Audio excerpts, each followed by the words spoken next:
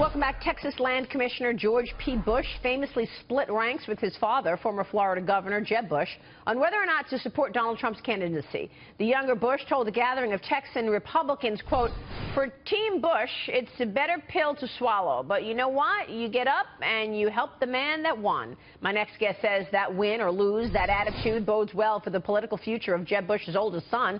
Joining us right now is presidential historian Doug Wead. Doug, good to see you. Thanks so much for joining us. Hey, thank you, Maria. So a father-son split. Tell us why this is a smart play for George P. and his future. Do you think it is? Oh, it is. I mean, history is brutal to politicians who don't support their own nominee and to the politicians who don't support Trump. History will be brutal. It rewards loyalty.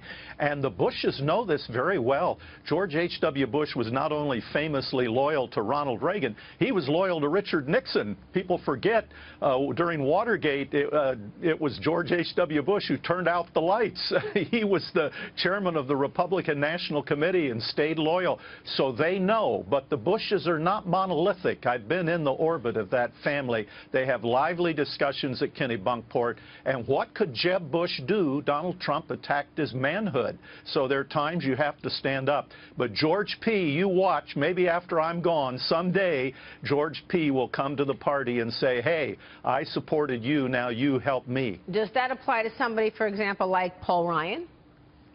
It applies to everybody. It's a very tough rule. There are exceptions. Because it took Paul Ryan so long to endorse. That's what I'm saying. Yes, it did. If politics were a stock market, I'd be investing in Newt Gingrich and Rudolph Giuliani and Chris Christie and George P. Bush. It's just very clear. In 1964, in the Cow Palace, Barry Goldwater was going to go down to defeat. Bill Scranton, the governor of Pennsylvania, led the Never Goldwater group, and Rockefeller was booed. You remember at that convention. But there were two people who on the sidelines, one a moderate, very wise man who supported Goldwater from top to bottom, the Republican ticket. 4 years later, he became president of the United States. That was Richard Nixon. And there was another man watching who was a political wannabe who hadn't even won a race for dog catcher. He was watching, and in the last minute when Goldwater was going down to flames, he jumped in the burning building and said, hey, this man's right. 24 years later, Ronald Reagan was elected president of the United States. So history rewards loyalty. Doug, you said something pretty interesting earlier. You said that actually history is brutal to those who don't support it. So what does this mean for Ted Cruz going forward? I think it's going to be tough for Ted Cruz. You know, the war of the wives was not entirely accurate. I'm not personally involved in this in any way or favor one or the other. But the fact is that the first shot was fired by the Ted Cruz team when one of their surrogates on a Neil Cavuto show attacked Donald Trump's wife. That was about a month before the tabloid story. So I think Cruz is in a little bit of trouble right now. I wouldn't buy his stock right now.